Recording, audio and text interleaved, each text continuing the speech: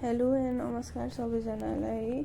आज मैले फेरि अर्को भिडियो लिएर आएकी छु। यो चाहिँ कुसन र कुसन कभरसँग रिलेटेड भिडियो रहेको छ।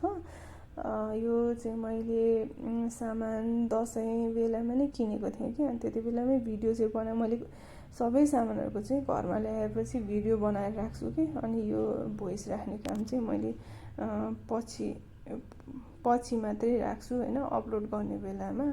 अनि यो चाहिँ कुसन कभर रहेको छ, हेर्न सक्नुहुन्छ। गोल्डन र ब्राउन कलरमा छ। यसको चाहिँ पछाडि चेन दिएको छ र सिलाइ पनि इन्टरलक पनि रहेको छ क्या। अनि सिलाइ पनि बलिए जस्तो लाग्यो मलाई होइन, यसरी इन्टरलक सहितको त हुँदैन नि त।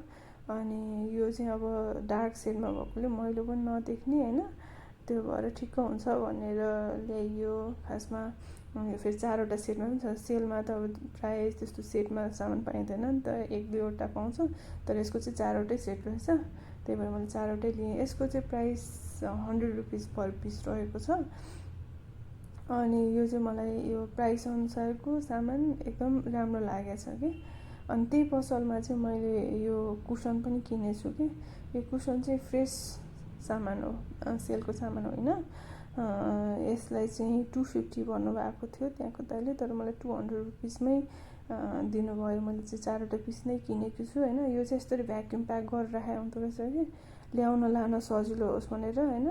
नत्र त यो त्यो फुक्किएको भयो भने त यो ल्याउनै अप्ठ्यारो हुन्थ्यो होइन।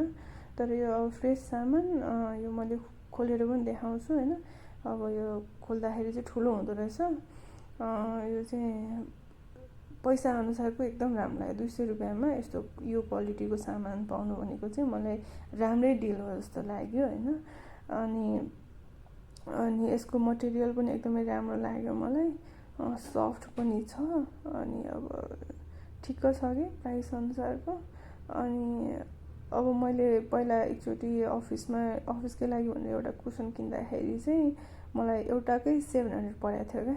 जब कि त्यो सेलमा 800मा थियो। मैले कराई 700 डिस्काउन्ट गरिदिनु भन्दाखेरि 700सम्ममा दियो क्या। अनि यो चाहिँ मलाई एकदमै गुड डिल जस्तो लाग्यो।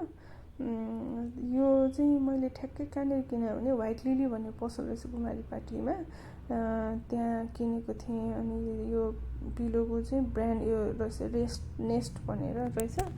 तपाईँहरूले पनि यो चाहिँ चेक गर्न सक्नुहुन्छ।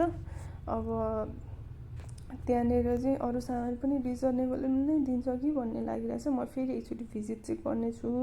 अनि अब यदि केही मैले लिएर आएँ भने चाहिँ पक्कै पनि भिडियो त राख्ने नै छु। तपाईँहरूलाई यो भिडियो चाहिँ के कस्तो लाग्यो कृपया लाइक, सेयर र कमेन्ट गर्नु होला भिडियोमा। अनि मेरो च्यानललाई चाहिँ सब्सक्राइब पनि गरिदिनु होला।